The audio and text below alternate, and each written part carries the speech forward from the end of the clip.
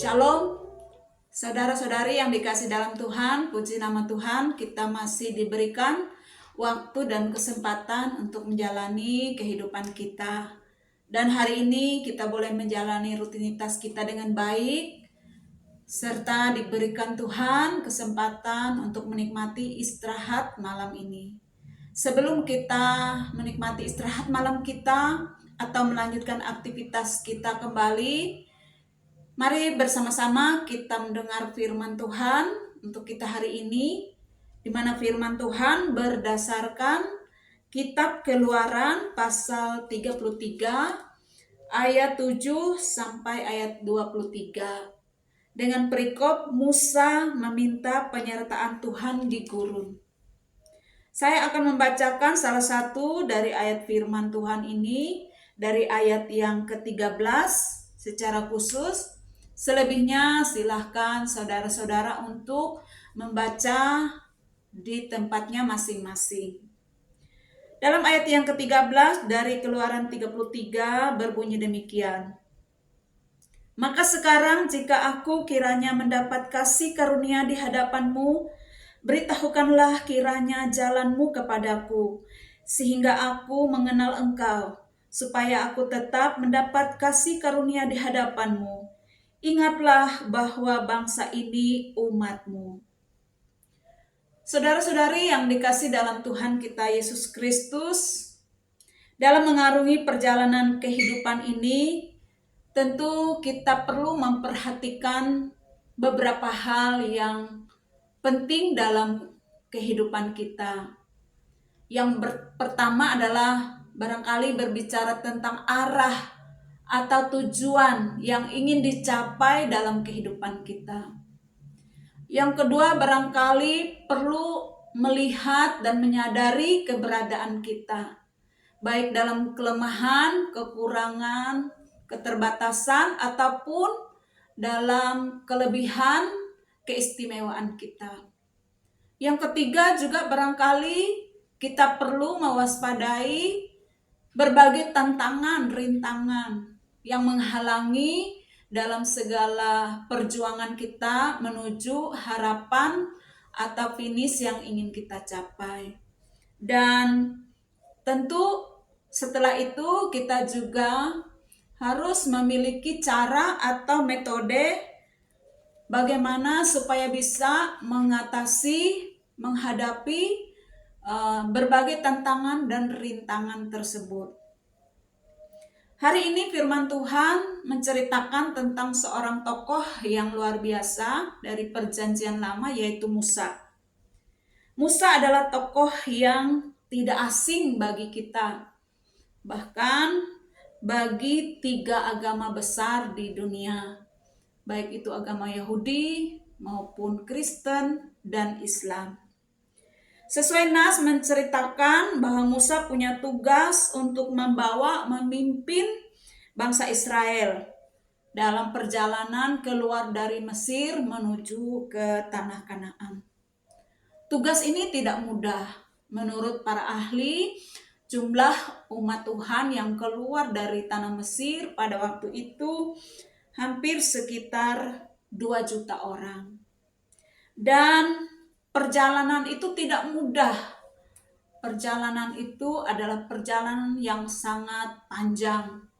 Bahkan mencatat tidak hanya berhari-hari, berbulan-bulan, bahkan sampai 40 tahun. Untuk itu Musa sangat menyadari keterbatasan dirinya dan menyadari akan begitu banyak tantangan, rintangan dalam menunaikan tugas dan tanggung jawabnya untuk membawa umat Tuhan ke tanah perjanjian. Namun dalam segala hal kita melihat dan bisa meneladani bahwa Musa mempercayakan seluruh keberadaan kehidupannya kepada Tuhan, sebagaimana yang dicatat oleh nas kita pada saat ini. Apa yang paling penting bagi Musa untuk dapat menunaikan tugasnya dan membawa umat Tuhan sampai kepada tujuan? Kita melihat ada beberapa hal di sini. Yang pertama adalah Musa memohon petunjuk Tuhan. Dalam ayat yang ke-13 tadi, beritahukanlah kiranya jalanmu kepadaku, sehingga aku mengenal engkau, supaya aku tetap mendapat kasih karunia di hadapanmu. Ada kesadaran bahwa dalam segala sesuatu, dia sepenuhnya meminta bimbingan, arahan, petunjuk dari Tuhan. Sehingga apa yang dia lakukan adalah sesuai kehendak Tuhan.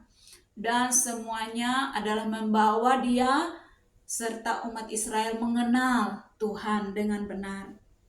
Kemudian dalam ayat yang ke-14 sampai 15 adalah mengharapkan bimbingan dari Tuhan. Dalam ayat 14 mengatakan, lalu ia berfirman, aku sendiri hendak membimbing engkau dan memberikan ketentraman kepadamu. Berkatalah Musa kepadanya, jika engkau sendiri tidak membimbing kami, janganlah suruh kami berangkat dari sini. Jadi dalam kesadarannya akan bimbingan Tuhan yang sangat mereka butuhkan, sampai-sampai Musa mengatakan kalau Tuhan tidak membimbing mereka, mereka tidak akan pergi. Ini kepercayaan, keyakinan yang luar biasa yang menyatakan betapa dia membutuhkan bimbingan Tuhan dalam menjalani segala sesuatu. Dan yang ketiga adalah kerinduannya akan penyertaan Tuhan. Dalam ayat yang ke-16, dari manakah gerangan akan diketahui bahwa aku telah mendapat kasih karunia di hadapanmu, yakni aku dengan umatmu ini, bukankah karena engkau berjalan bersama-sama dengan kami, sehingga aku dengan umatmu ini dibedakan dari segala bangsa yang ada di muka bumi ini. Jadi keyakinan dan harapannya adalah Tuhan berjalan bersama dengan mereka, atau dengan kata lain menyertai mereka. Dan memang dicatat oleh Alkitab, firman Tuhan dalam perjalanan umat Israel dari Mesir menuju tanah janji, penyertaan Tuhan ada senantiasa bersama dengan mereka. Dibuktikan pada waktu siang hari dengan tiang awan dan pada waktu malam hari dengan tiang api. Bapak, Ibu, saudara-saudari yang dikasih dalam Tuhan, dalam mengarungi kehidupan ini tentu kita punya arah dan tujuan yang ingin kita capai. Lebih-lebih tujuan arah kita sebagai orang percaya untuk lebih dekat kepada Tuhan, untuk lebih mengenal Tuhan lagi. Untuk itu tentu kita harus menyadari akan kelemahan, kekurangan, keterbatasan kita. Dan kita sangat membutuhkan namanya bimbingan, tuntunan, petunjuk, dan penyertaan Tuhan. Karena kita percaya hanya dengan penyertaan, bimbingan, petunjuk Tuhan, kita bisa menjalani hidup ini dengan baik sampai akhir dan berkenan kepada Tuhan.